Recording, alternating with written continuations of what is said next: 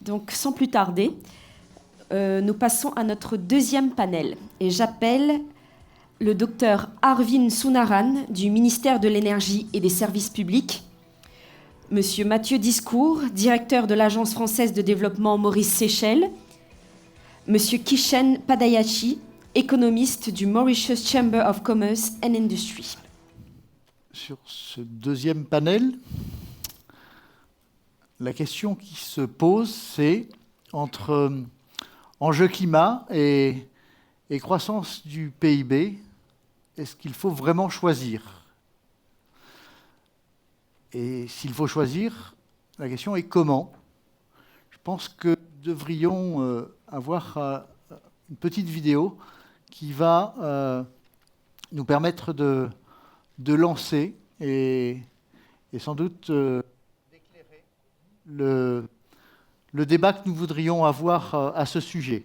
À propos de débat, je voudrais vous dire que pour le moment, ce sont des notebooks qui sont en train d'être distribués dans la salle, mais bientôt il y aura des micros qui seront aussi disponibles, des micros baladeurs, et que vous êtes invités à faire part de vos remarques, de vos questions, vos réflexions, car l'objet de ce colloque, c'est bel et bien, comme son thème l'indique, de réfléchir ensemble comment réussir cette transition énergétique et qu'on s'engage sur une réflexion collective et avec l'espoir qu'à l'issue de cette rencontre, tous ceux qui ont envie d'avancer dans ce sens se sentent un peu moins seuls et un peu mieux outillés pour mener à leur niveau, à l'échelle de leurs responsabilités dans leurs entreprises ou dans leur vie de tous les jours,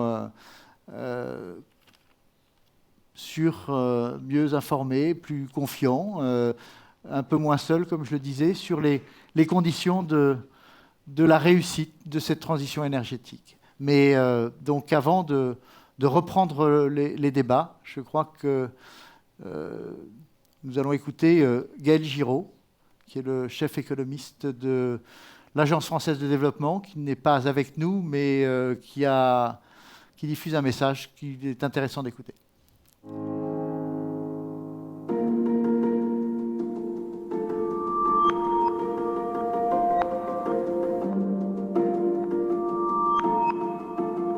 Le monde dans lequel l'AFD essaie d'agir aujourd'hui est un monde qui va certainement connaître des mutations très profondes dans les 10, 15, 20 années à venir. Pour donner juste quelques chiffres, le PIB nominal mondial l'an dernier, en 2015, a baissé de 4,9%, ce qui revient à rayer de la carte l'économie allemande, par exemple. C'est considérable. Alors on en parle assez peu, mais en réalité, il y a eu une contraction du PIB mondial l'an dernier, alors qu'on n'a eu aucun krach financier, on n'a pas eu de tremblement de terre majeur, on n'a pas eu de révolution, il n'y a pas eu d'État important qui ait fait faillite, voilà. Et donc ça veut dire qu'on est déjà engagé dans une pente déflationniste extrêmement puissante. Et si on regarde le World Economic Outlook pour l'année 2015-16, sur les 50 pays d'intervention de l'AFD, si on exclut la Chine et l'Inde, les 50 premiers pays d'intervention de l'AFD ont un PIB qui se contracte de 20% en 2016. C'est considérable. Donc ceci, malheureusement, à mon avis, ce ne sont que les prémices de ce qui va advenir dans les années qui viennent, qui est en gros, très certainement, si nous ne faisons rien, la confirmation des perspectives assez catastrophistes de Meadows, du travail de Meadows, de Limits to Growth, qui avait été publié en 1972 comme rapport au Club de Rome, donc les limites de la croissance. Au fond, ce travail n'a jamais été vraiment remis en cause.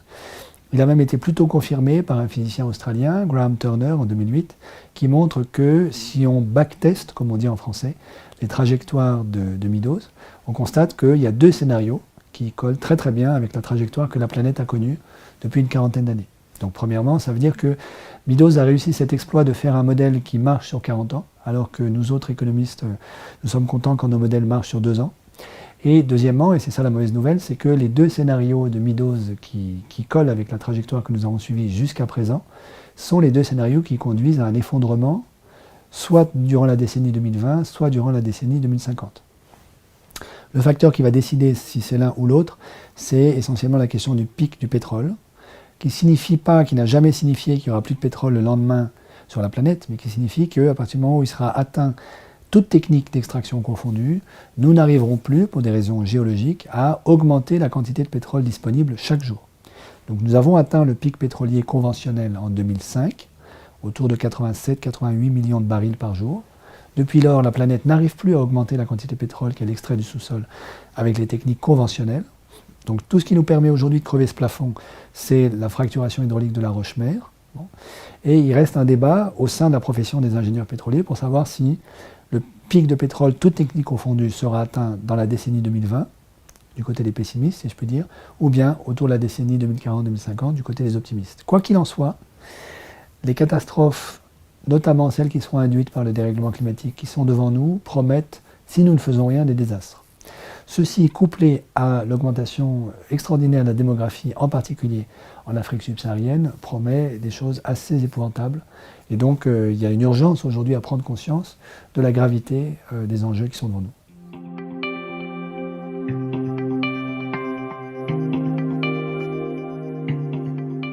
Les phénomènes sont assez bien connus, malheureusement. Vous avez la montée des eaux, qui va condamner une bonne partie du littoral, alors que 70% de la population humaine vit sur des littoraux. Très concrètement, ça veut dire que par exemple le delta du Mékong va être sous l'eau assez rapidement. Or, c'est des zones de riziculture très intenses qui nourrissent des centaines de millions de personnes. Donc vous avez la question de la montée du niveau des mers, dont on a appris il y a 3 semaines maintenant que les nouveaux calculs des physiciens qui prennent en compte la fonte très rapide de la face ouest de l'Antarctique impliquent que le scénario du business as usual désormais c'est plus de mètres à la fin du siècle. Ce qui veut dire qu'à la fin du siècle, si on ne fait rien, New York est sous l'eau. Ce qui n'est pas une petite affaire. Donc ça c'est un premier point. Deuxième point, la fonte des glaciers. Alors en particulier sur le plateau tibétain, les glaciers fondent très très vite. Ce qui n'est pas juste un problème qui toucherait la nostalgie des alpinistes suisses, c'est qu'un glacier c'est un extraordinaire réfrigérateur d'eau potable qui se renouvelle chaque année gratuitement. Sauf que le jour où il n'y a plus de glacier, il n'y a plus d'eau. Et les glaciers du plateau tibétain alimentent 3 petits fleuves, de rien du tout, qui sont juste le Yangtze-Kiang, l'Indus et le Gange. Et donc on peut malheureusement estimer que d'ici 25 ans, ces 3 fleuves pourraient être à sec pendant la saison sèche, si nous ne prenons pas des mesures dès maintenant. C'est assez clair malheureusement que le gouvernement Modi en Inde ne fait rien pour remédier à ce problème, et ça veut dire qu'on ne pourra plus faire d'irrigation en période de saison sèche autour de ces 3 fleuves, et là de nouveau c'est des centaines de millions de personnes qui sont concernées. Même problème, mutatis mutandis, sur la cordillère des Andes, où les glaciers sont en train de fondre à toute vitesse. Donc une ville aussi importante que La Paz, aujourd'hui en Bolivie, à 4000 mètres, se trouve au milieu d'un désert et n'a plus d'accès à l'eau potable. Voilà. Donc ça c'est le deuxième grand sujet. Troisième grand sujet, l'érosion des sols et la désertification, qui n'est pas qu'un problème qui concerne la région sahélienne. Par exemple, le désert de Gobi se trouve aujourd'hui à 240 km au nord de Pékin, avance à peu près à 10 km par an, ce qui veut dire que d'ici une génération, il est possible que Pékin soit au bord d'un désert. Donc ça, c'est évidemment un énorme sujet. Quatrièmement, l'effondrement possible de la fertilité des sols sur toute la ceinture équatoriale à cause de l'augmentation de la température. Donc on sait par exemple que si la planète a une température moyenne à la surface qui augmente de plus de degrés par rapport à celle qui prévalait juste avant au moment de l'ère pré-industrielle, c'est-à-dire 15 degrés, donc plus 2 au niveau mondial, ça veut dire plus 3 en Afrique subsaharienne. Plus 3 en Afrique subsaharienne, ça veut dire très probablement une baisse drastique de la fertilité des sols. Ceci joint au pic du phosphate, qui probablement devrait être atteint vers 2040-2050, veut dire qu'on a un énorme problème pour produire suffisamment de production agricole pour nourrir 9 milliards de personnes en 2050. Aujourd'hui, je ne vois pas très bien comment on résout cette équation, compte tenu du fait qu'il ne suffit pas d'avoir suffisamment de terres cultivables pour nourrir la population humaine, puisque aujourd'hui même, une partie de l'Éthiopie souffre de la famine, alors que techniquement, on a tout à fait les moyens de nourrir cette population. Et puis, il y a un dernier sujet qui est l'épuisement des ressources aquifères profondes. L'exemple, c'est Amman, en Jordanie, qui puise de l'eau à moins 400 mètres aujourd'hui, mais à une vitesse supérieure à la vitesse à laquelle se renouvelle la ressource en eau potable qui permet à Amman de vivre. Voilà. Donc, Tous ces problèmes-là conjugués font que si on ne fait rien, on avance vers des décennies qui vont être littéralement catastrophiques pour une bonne partie de l'humanité dans les pays du Sud.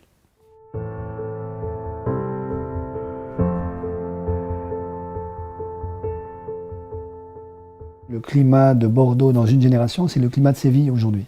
De la même manière, le climat de Paris, c'est celui de Bilbao dans une génération. Ça va entraîner des perturbations économiques, sociales, politiques majeures sur toute l'Europe. Donc l'Europe est également concernée par le dérèglement climatique. Et puis, elle est évidemment concernée au premier chef par la question des migrations. C'est évident que les 3, 4, 5 milliards de personnes qui vivent en Afrique, ou qui vont vivre en Afrique dans les années qui viennent, ne vont pas juste se contenter de mourir la bouche ouverte parce qu'il n'y aura plus rien à manger et plus rien à boire. Donc ça veut dire que les premiers migrants que nous voyons arriver chez nous aujourd'hui, à cause d'un problème relativement localisé qui est celui de la Syrie, qui est très clairement lié à une sécheresse très dure qui a eu lieu entre 2007 et 2010, qui a été très mal gérée par l'État syrien, qui n'a pas su du tout, qui n'a pas voulu gérer la ressource en eau, devenue très rare. Et donc ce type de drame-là, si nous ne faisons rien, est appelé à se multiplier dans les années qui viennent. Donc les situations de crise à la syrienne, malheureusement, risquent de devenir récurrentes un peu partout, et des énormes migrations, non pas de quelques milliers ou centaines de milliers, mais de millions de personnes, sont probablement ce que nous réserve l'avenir si nous ne faisons rien. Donc ce que je crains, moi, pour ma part, c'est que nous réagissions par rapport au dérèglement climatique et au désastre qu'il est capable de provoquer, de la même manière que nous avons réagi pour Ebola. C'est-à-dire que nous ne faisons rien pendant des décennies, bien que les ONG nous alertent, la communauté scientifique tire la sonnette d'alarme, etc. Et au moment où on constate que les effondrements sont possibles à échelle de quelques mois ou quelques années, alors on intervient de manière massive pour essayer d'éviter le pire. Est-ce qu'on arrivera à intervenir à temps? C'est pas clair. Et ensuite, si nous-mêmes, en Europe, au Nord, aux États-Unis, au Japon, nous avons des finances publiques extrêmement dégradées, comme c'est le cas aujourd'hui, on ne sera pas en mesure de dépenser 1/6 du PIB de tous les pays qui sont potentiellement soumis au désastre et à l'effondrement, juste pour les sauver et espérer nous sauver nous par la même occasion. Donc on risque d'avoir d'énormes soucis. C'est pour ça que c'est très très important, je crois, que l'AFD intervienne de manière massive dès aujourd'hui sur ces sujets. Alors, il y a plusieurs plans, évidemment. Il y en a un premier, très manifestement, qui est essayer de freiner l'explosion démographique, qui est un sujet, une espèce de sujet tabou, pas simplement dans l'Église catholique, mais aussi dans une administration comme l'AFD.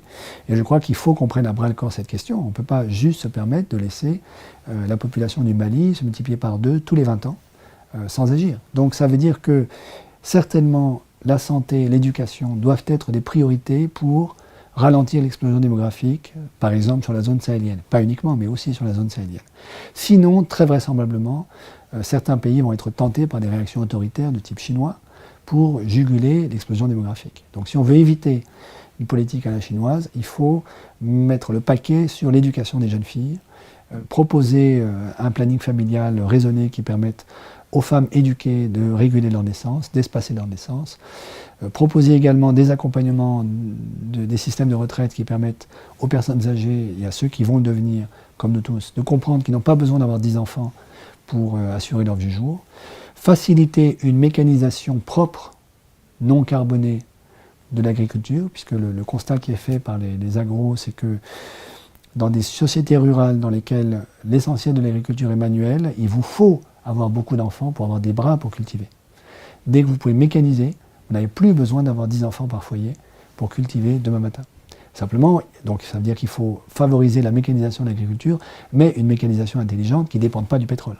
Puisque dans tout ça, évidemment, il y a aussi la contrainte climatique dont il faut tenir compte. Donc ça donne tout un volet déjà immense de champs d'intervention avec comme objectif de limiter l'explosion démographique. Ensuite, il y a évidemment l'énorme question de l'adaptation aux catastrophes que le dérèglement climatique va être capable de provoquer, à la montée des eaux, l'érosion des sols, la désertification, l'épuisement des ressources aquifères. Et puis, il y a l'énorme question de promouvoir des solutions locales d'une agriculture durable qui permettra de nourrir ces populations, parce que c'est évident qu'on n'arrivera pas quand même à inverser la totalité de la courbe démographique, même si on peut l'infléchir, et c'est ce qu'il faut faire. Il restera que nous serons encore quelques milliards à nourrir en 2050, c'est certain. Et donc il y a aussi cet énorme sujet de comment est-ce qu'on favorise des solutions locales au niveau territorial pour qu'on puisse avoir une agriculture de subsistance durable, que les agriculteurs locaux puissent s'approprier pour se nourrir. C'est aussi simple que ça. pour sortir de la misère. Et ce qu'il faut promouvoir, c'est les projets que j'ai pu visiter, que l'AFD soutient.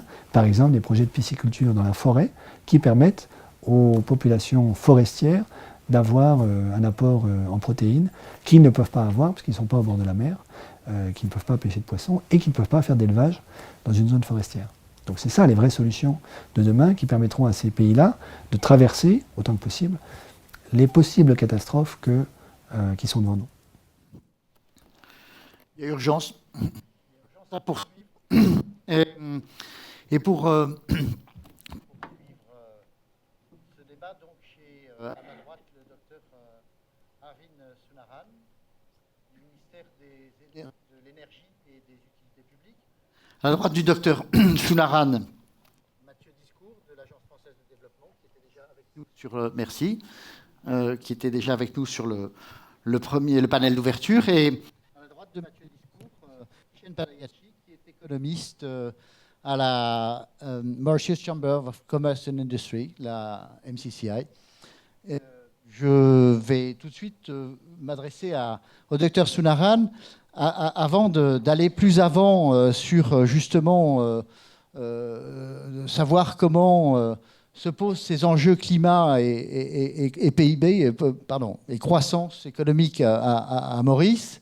Est-ce que vous pouvez nous indiquer quelques grandeurs, quelques données sur la part des énergies renouvelables, notre mix énergétique à Maurice, ce qu'il est aujourd'hui et ce qu'il sera demain, à la fois en termes de production d'énergie, enfin de consommation d'énergie et de production d'énergie électrique?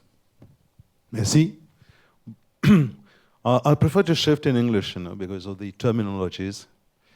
So, by way of background, in the context of the COP21 meeting in September 2015, government submitted its commitments to the UN FCCC, and in that context, we have taken commitments to reduce our carbon emissions by 30% by Horizon 2030. Before coming to that, I'll just give a few indications on what we import in Mauritius. We import about 21 billion in 2015 rupees of oil and coal. And most of the coal goes in power production, while about 20% of the oil imported goes into energy production. In terms of energy generation, as the Deputy Prime Minister said, we generated about 2,900 gigawatt hour currently. It was about 2,600 gigawatt hour in 2015. And our projection says that this energy will increase to about more than 4,000 gigawatt hour in 2030. So against that background, if we continue to use these fuels as we've been using in 2015, if this trend continues, our generation of CO2 would reach 7 million tons from currently 4 million tons annually. So with the commitments we've taken, we've got to reduce that to 5 million tons by 2030. So what are the strategies that underpin our commitments we've taken at the level of UN FCCC? So we've got to expand solar, wind, and biomass. Also, our strategy is to shift to cleaner sources of energy, such as LNG. And to be able to shift to greater renewable energy by 2030, we have to modernize our electricity grid, and we have to use, obviously, in our strategy, energy more efficiently. So all these strategies of reducing our CO2 emissions by 2030 by 30% will have costs. And the cost will be about 1.5 billion rupees. And it will be principally, by that horizon, $600 million for renewable energy, $600 million for LNG, and the rest goes into the smart grid and into energy efficiency. So what the energy portfolio would look like in 2030, we're expecting that solar will contribute about 200 gigawatt hour by 2030, biomass some 500 gigawatt hour, landfill gas 20, wind about 66, hydro 90, and waste to energy about 80, 12 megawatt giving 80 gigawatt hour, out a total of nearly 100,000 gigawatt hour. No, sorry, 1,000 gigawatt hour by 2030. Okay, in that, by 2022, sorry, by 2030, we're expecting to reach 1,400 gigawatt hour. And again, in that portfolio, we'll have PV, wind, biomass, probably offshore wind. And to do all these, we've got to reinforce the grid and put in batteries. And we're getting assistance from the Green Climate Fund for the putting in batteries into the system. And as I said, LNG will be in our strategy to be able to have more renewable energy. So by way of conclusion, yes, we'll be able to reduce our CO2 emissions by 30% by 2030. We have many renewable energy projects which will allow us to achieve 1,000 gigawatt hour by 2022. And also, we are aiming at achieving 35% of renewable energy by 2030, having a portfolio of renewable energy. Thank you. Merci, Dr Sounarane, de nous avoir donné comme ça un tableau dynamique de ce que sont les enjeux énergétiques à Maurice. J'aimerais bien, si vous voulez bien, Mathieu Discours, que nous revenions sur les propos de votre chef économiste. D'abord, en quelques mots, est-ce que vous pouvez nous dire quels sont véritablement, au niveau global, vous l'avez évoqué lors du précédent panel, mais quels sont véritablement aujourd'hui les enjeux climat à l'échelle de l'humanité et quelles sont les solutions? On ira un peu plus avant, peut-être tout à l'heure, sur un aspect technique, mais d'ores et déjà, quels sont ces enjeux climat? Quelles sont les solutions retenues pour réduire les émissions de gaz à effet de serre? Je veux parler de la COP21, des engagements qui ont été pris par l'ensemble de la planète à cette occasion. Tout à fait, et merci beaucoup. Dr Sounarane a bien expliqué d'ailleurs la position de Maurice, la contribution de Maurice.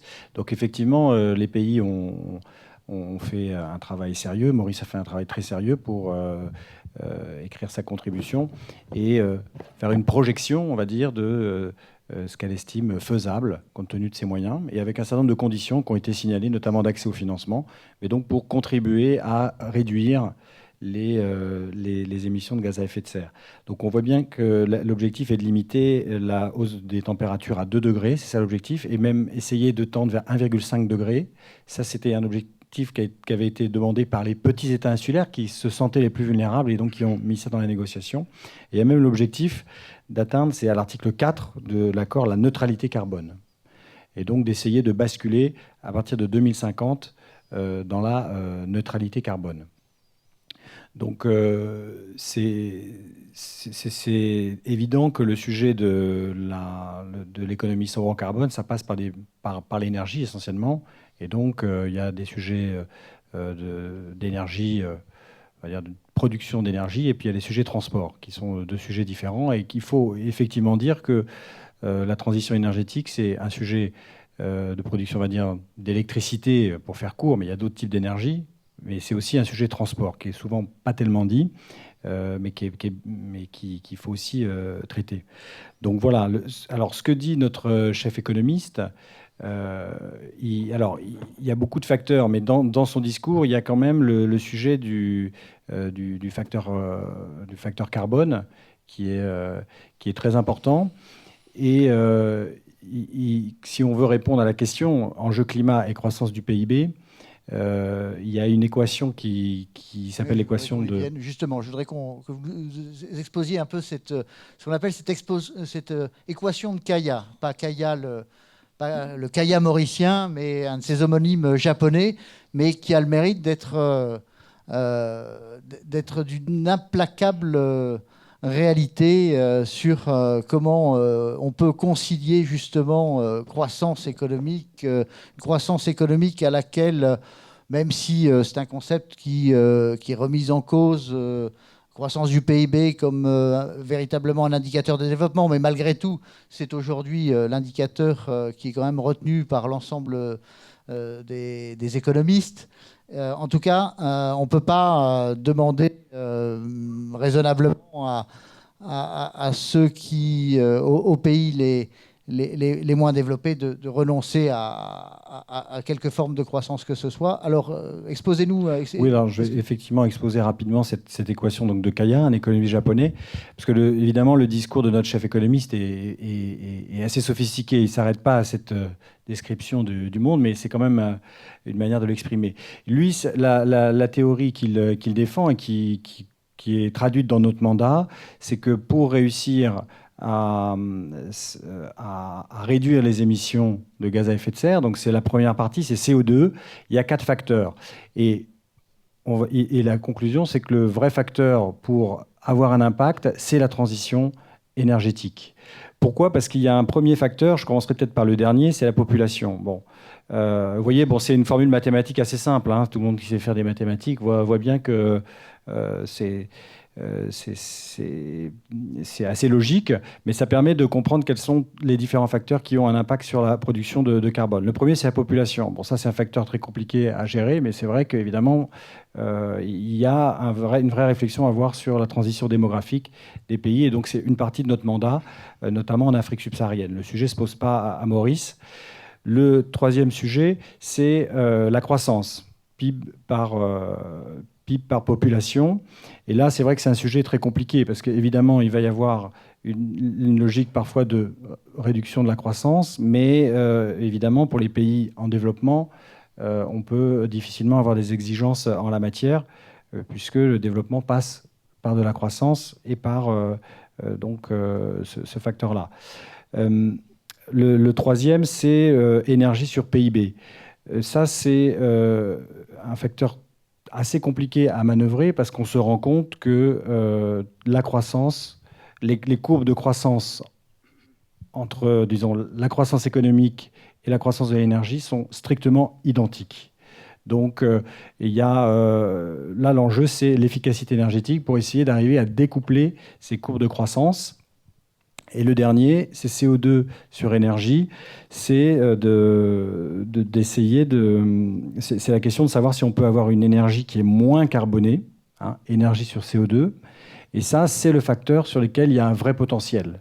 C'est tout le champ de l'énergie renouvelable, évidemment. Donc, on voit bien que dans cette équation, il y a 2 paramètres sur lesquels on a du mal à agir, population et croissance par habitant, parce que sinon on va créer des déséquilibres, ou alors on va le faire, mais l'inertie, notamment la population, est très compliquée. Et 2 facteurs sur lesquels on peut faire des choses. Énergie sur PIB, c'est l'efficacité énergétique, même si c'est compliqué, ça prend du temps, et le facteur CO2 sur énergie.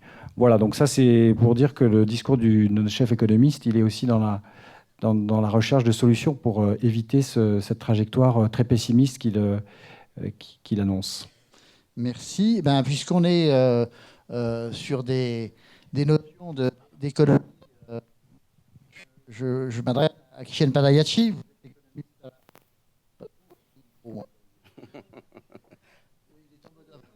Il est en mode avion. Donc, non, c'est pas mon téléphone qui des règles. Kishen Padayachi. On n'entend pas ce que tu es en train de dire. Donc, je me présente, je suis Kishen Padayachi, économiste de la Chambre de commerce et d'industrie. Je pense que ce sera plus simple. J'avais une question. Toujours pas. Alors, je vais essayer de faire sans micro. Si, avec un micro, c'est mieux. Est-ce que, sur ces différents facteurs qui viennent d'être exposés là, est-ce que vous pouvez nous exposer justement qu'est-ce qu'il en est à Maurice c'est des paramètres, des variables, pardon, que vous êtes amené à manipuler assez régulièrement. Je voudrais savoir comment elles ont évolué au cours des dernières décennies et comment elles évoluent à Maurice, et voir comment on peut, avant d'aller plus avant, envisager justement cette transition énergétique à Maurice au regard de ces variables. Avant de parler de Maurice, je pense qu'on va parler aussi du niveau mondial. Quand on regarde cette équation, il y a 2 éléments. Je pense que vous savez tous qu'en général, les économistes ne sont pas nécessairement d'accord entre eux. Le point qui est central dedans, c'est la consommation d'énergie au niveau mondial. Dans l'équation de Kaya, cette variable, il l'a prise sur des données anciennes. Mais, comme vous savez tous, il y a beaucoup de changements actuellement et la façon dont on est en train de consommer l'énergie est en train de changer grâce à l'innovation et au progrès technique. Deuxième variable qu'on doit prendre en compte dedans, c'est la population. La population mondiale est passée de environ 2,5 milliards en 1950 et on est actuellement à plus de 7 milliards au niveau mondial. Et on prévoit en 2050 plus de 10 milliards et en 2100 entre 20 et 25 milliards. Ce sont les projections des Nations Unies. Donc, quelque part, on doit prendre en compte 7 facteurs dans cette équation.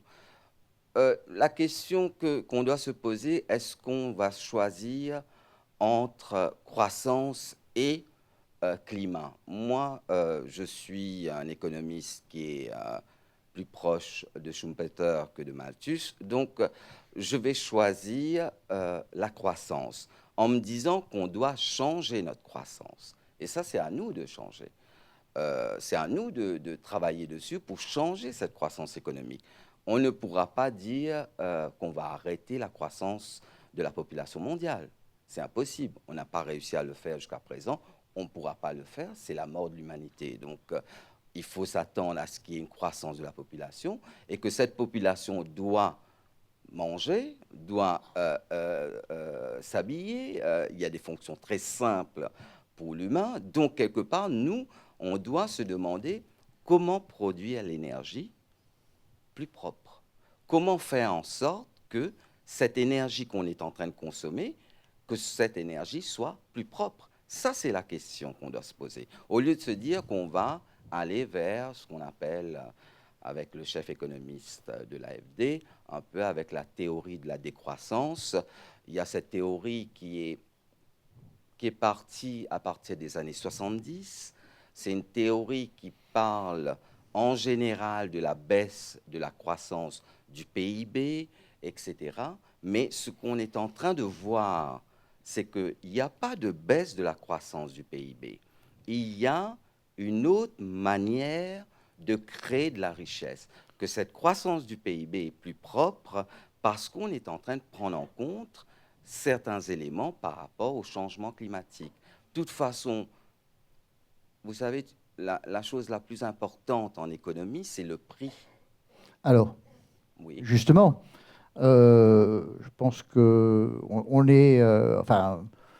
personne jusqu'à maintenant n'est parti sur l'idée qu'à Maurice, en tout cas, dans la région, il fallait renoncer à la croissance. Je ne crois pas. Mais en revanche, tout le monde est assez d'accord, semble-t-il, sur l'idée qu'il faut en fait donc aller vers des productions d'énergie moins carbonées, oui. de moins en moins. Moi, je vous pose d'abord la question à vous, mais j'aimerais entendre un peu les avis des uns et des autres. Finalement, est-ce que vous parliez de prix, ça a un coût tout ça aussi quand même. Hein. Aujourd'hui, la solution, pourquoi on a si facilement recours aux énergies fossiles, c'est parce que c'est celles qui, en apparence en tout cas, sont celles qui coûtent le moins cher. C'est en apparence aussi. Hein. Si on regarde ce qui s'est passé depuis les années 70, c'est que le prix pour la production d'énergie propre est 100 fois moins cher. Donc, quelque part, à nous, plus on va utiliser l'énergie propre, moins ça va coûter cher. C'est aussi simple que ça. C'est à nous aussi de choisir ce qu'on veut. Vous savez que beaucoup d'économistes l'ont dit, le monde ancien est mort. Donc, quelque part, c'est à nous de refonder, de régénérer notre économie, de régénérer notre envie, notre manière de consommer, notre manière de consommer de l'énergie. Ça, c'est à nous. C'est pas nécessaire de penser au choix entre croissance économique, encore une fois, et aussi développement et aussi consommation de l'énergie. Ça va de pair. La croissance économique, on a besoin de la croissance économique pour le développement de l'humain, mais on peut changer cette manière, cette croissance économique, que cette croissance économique soit plus propre parce qu'on se rend compte que maintenant, l'énergie coûte de moins en moins cher, en tout cas l'énergie renouvelable, et que l'énergie fossile va coûter de plus en plus cher. Ça, on le sait. Donc, c'est à nous de changer notre modèle économique. Ça passe par, on le sait, certaines incitations fiscales. Ça passe par des décisions au niveau du public, donc au niveau des décideurs publics. Notre génération à Maurice, nous sommes là pour voir un peu quel est le modèle qu'on cherche. Je vais simplement terminer là-dessus, c'est que quand je regarde le débat qu'on est en train d'avoir concernant le prix du pétrole, le prix de l'essence à Maurice, où il y a un débat, est-ce qu'il faut augmenter ou il faut baisser? Moi, j'aurais préféré, je le dis franchement, je suis un économiste, mais je pense que le prix de l'essence à Maurice est raisonnable. Et que peut-être c'est là-dessus qu'on doit regarder que ce prix de l'essence, que la taxation qui est dedans, que cette taxation soit utilisée, que ces fonds soient utilisés pour qu'on investisse dans l'énergie propre. Bien, donc à vous entendre, finalement, la transition énergétique, ça semble être aussi une source d'opportunités économiques. Je ne sais pas si je marque une petite pause et je me tourne vers le public. Je voudrais savoir si il y a des remarques ou des questions qui viennent à ce sujet avant d'en adresser d'autres à nos panélistes. Oui, je vois quelqu'un qui lève le bras là. Donc, monsieur, je vous laisse le soin. Oui, bonjour, Pierre-Yves Yézavin de la SPL Énergie Réunion. Donc, merci pour votre accueil, c'est très intéressant. Juste SPL, expliquez-nous. On n'aime pas trop les acronymes ici. Société publique locale. En fait, nous agissons pour le compte des collectivités publiques de La Réunion. En fait, on est leur service technique énergie mutualisé. Voilà. J'avais juste une question. Est-ce que vous avez estimé la quantité d'énergie qui est dans votre PIB en termes de pourcentage ? De mon côté, non. Je ne sais pas si la quantité d'énergie qu'on utilise dans notre création de richesse. C'est-à-dire, voilà, exactement. Quelle est la part relative de la consommation d'énergie dans la croissance? C'est parce qu'effectivement, c'est une question qui se pose. Je ne sais pas si c'est des données... en fait, je ne sais pas s'il y a dans ce domaine-là des particularismes locaux ou si parce qu'il y a les tendances, mondiales qui sont établies. En fait, il est communément admis par les États qui justement défendent la définition du PIB tel qu'il est utilisé depuis 150 ans, qu'il est entre 4 et 8%. La part d'énergie correspond à 4 et 8% du PIB.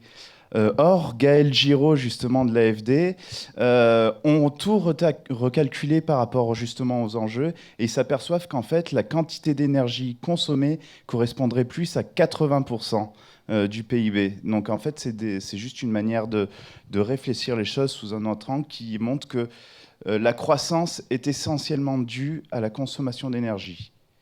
Voilà. Merci. Oui, merci. Est-ce qu'il y a d'autres questions qui viennent? Oui. Gérard Château de Ballion, vous avez une question. Oui, merci. Gérard Château, grand pêcheur de tourner en rond. Votre équation, d'abord, une boutade.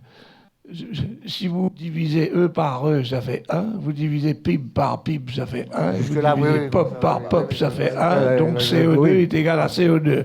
Donc je félicite M. Kaya pour une équation extraordinaire. C'est de l'analyse. Hein, oui, non, j'ai compris. Maintenant, je suis obligé de dire à mon ami économiste, je crois que vous rêvez quand vous croyez que l'énergie renouvelable va coûter 100 fois moins cher que l'énergie fossile. C'est impossible et ça ne sera jamais possible. Alors, je sais pas, vous savez, moi, je suis encore jeune, mais peut-être dans 100 ans, je ne sais pas, je serai encore là peut-être, mais je crois que c'est de rêver. On ne peut pas considérer quelque chose comme ça comme étant du plausible. Maintenant, si je rebondis sur ce que monsieur de la Réunion vient de nous dire, il a parlé d'un pourcentage de l'énergie dans le PIB qui était entre 4 et 8%. Et puis, vous avez l'économiste de l'AFD qui a dit que c'était plutôt 80%. Allez chercher un petit peu à l'intérieur de tout ça comment on va réconcilier des extrêmes qui sont incompréhensibles. Alors peut-être qu'on peut m'expliquer, mais moi je ne comprends pas. Je vais simplement répondre par rapport à...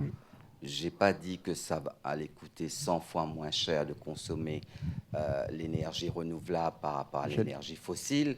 J'ai dit simplement que l'énergie renouvelable va coûter 100 fois moins cher dans les années à venir par rapport à ce que ça coûtait il y a 30 ou 40 ans. C'est ça que je disais. C'est qu'en 1970, ça coûtait très cher pour produire une unité d'énergie renouvelable et que maintenant, ça coûte bien moins cher d'utiliser et de produire de l'énergie renouvelable.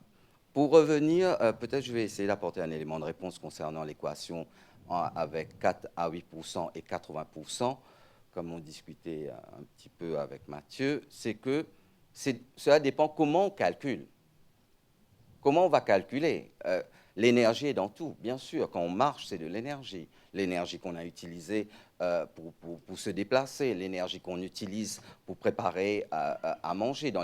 L'énergie est partout. Mais en économie, pour le calcul du PIB, on prend tout le temps l'effet net. Donc, à un certain moment, on ne peut pas prendre les effets indirects. On doit prendre la part du direct.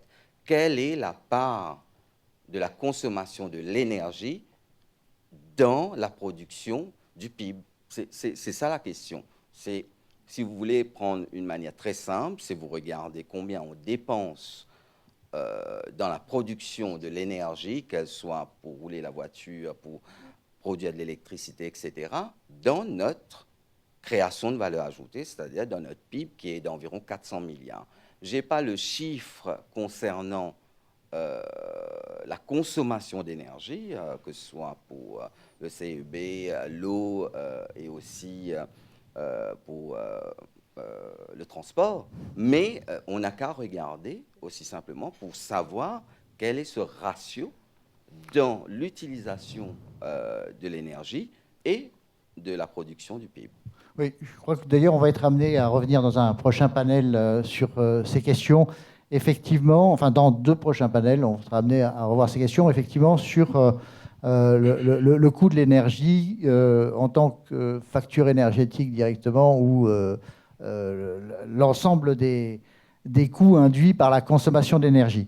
Avant de finir sur ce panel, j'aimerais, si c'est possible, redonner la parole à Mathieu Discours, en tout cas s'il l'accepte, sur les actions, justement, nous donner les grandes lignes, enfin tout au moins les orientations que l'Agence française de développement met en œuvre dans le cadre de ce plan national d'efficacité énergétique en faveur des entreprises qui décident de s'y engager et de façon plus générale sur les opportunités qui sont offertes aux entreprises à travers des dispositifs dont on a parlé, vous avez parlé tout à l'heure, un dispositif comme le dispositif SUNREF. Concrètement, peut-être que chacun connaît ici, mais je pense qu'au moment où on aborde la question des opportunités pour les entreprises de s'engager sur la transition énergétique, ce serait peut-être intéressant, avant d'aller dans le détail des nouvelles opportunités de création d'emplois, de nouveaux emplois, de création de nouvelles filières, peut-être l'accompagnement financier qui est rendu possible par ce dispositif. Oui, merci beaucoup. Ça permettra de répondre d'ailleurs à une des remarques de M. Château. En fait, il y a quand même des business cases, des business models. Et donc, si des institutions comme nous sommes en capacité de prêter de l'argent et des banques aussi prennent du risque, c'est que derrière, il y a quand même des modèles économiques. Et donc, les énergies renouvelables, oui, deviennent de plus en plus compétitives. Le photovoltaïque est une énergie actuellement qui est compétitive, dont le coût de revient est très proche, voire parfois inférieur à celui de la production d'énergie fossile. Donc ça, c'est quand même la réalité de maintenant. La biomasse peut être dans une dynamique aussi positive. Et donc, et par ailleurs, le prix du fossile, lui, est amené à croître inexorablement. Donc les courbes se croisent. Donc effectivement, c'est vrai qu'il faut, par contre, il faut prendre du risque. Donc il faut des financements. Il faut aussi probablement des financements. Donc c'est l'objet des lignes de crédit Sonref qui permettent d'apporter des financements via les banques locales et avec une petite prime qui peut avoir un effet incitatif, même si je pense que là on est sur un marché qui est mature et où il y aura de moins en moins besoin d'argent. On va dire d'incitation.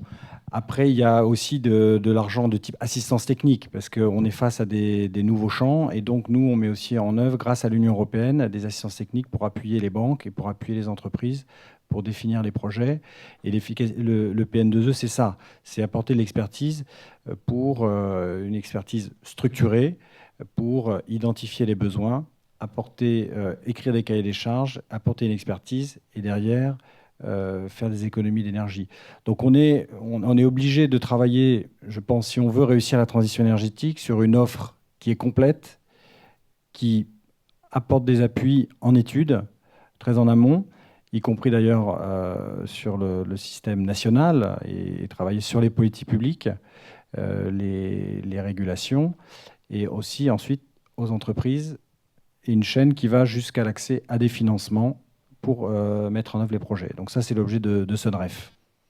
Merci. S'il n'y a pas d'autres questions dans la salle, si, j'en vois une, pardon, excusez-moi.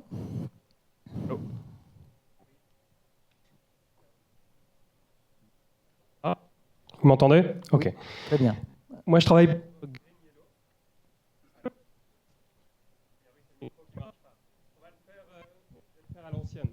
Pour Grigniello, on est un opérateur énergétique. Je voulais juste rebondir sur un élément qui n'a pas été beaucoup évoqué, c'est l'efficacité énergétique. Alors, je suis à 100% d'accord avec ce que M. Discours a dit sur la partie énergie renouvelable et solaire. On est vraiment à la parité ou même mieux. Nous, on est opérateur solaire, on a 20 MW en opération sur la zone océan Indien et on est en collaboration avec le CEB en train de développer d'autres projets ici. Donc, je ne vais pas m'appesantir plus que ça là-dessus. Juste un élément, on travaille beaucoup avec un grand retailer, un distributeur alimentaire français, pour lequel on a déployé à peu près 1 millier de sites dans le monde, en France, Brésil et dans l'océan Indien, en efficacité énergétique. En faisant ça, on a réussi à effacer l'équivalent de la ville de Cannes. Donc on est dans un cinéma, c'est pas mal de faire cette comparaison. La ville de Cannes, en électricité, c'est 400 gigawattheures annuels. Ça fait 30% d'économie sur chaque site en énergie, 30% d'économie d'énergie sur chaque site qu'on a déployé. Et c'est des modèles qu'on est capable de financer, soit via Sonref, avec des bonifications, mais également des modèles que nous, en tant qu'opérateurs, on est capable de financer sur un format leasing et en partageant dès la première année les économies avec notre client, sans qu'il ait investi le moindre sou initialement.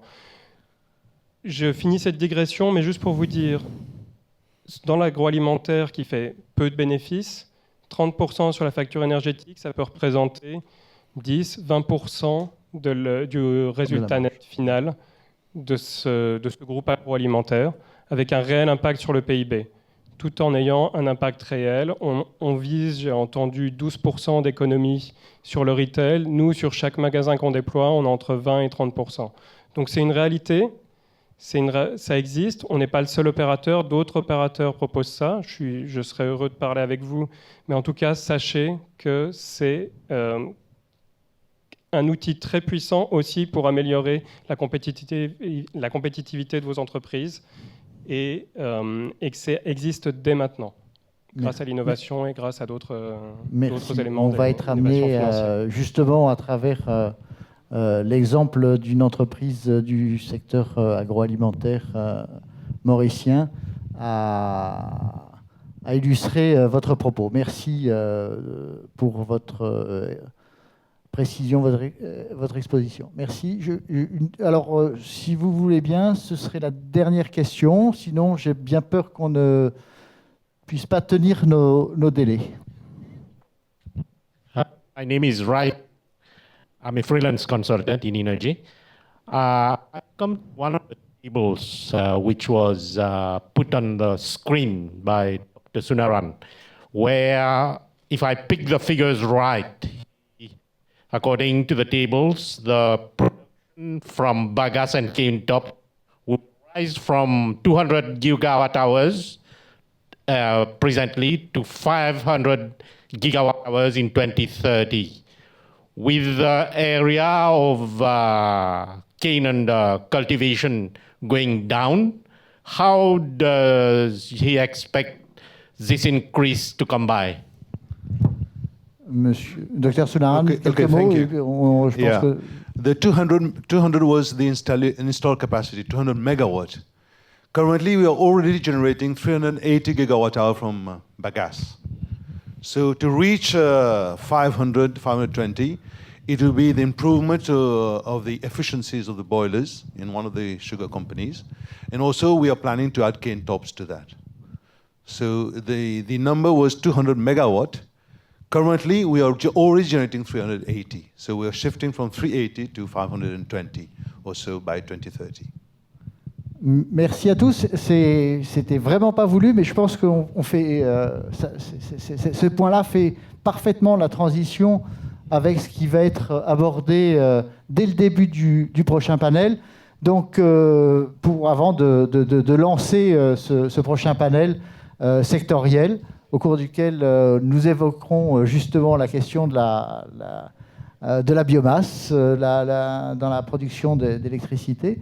Je voulais vous remercier, messieurs, pour votre contribution à ce colloque sur la façon de réussir la transition énergétique. Voilà, merci bien, merci beaucoup.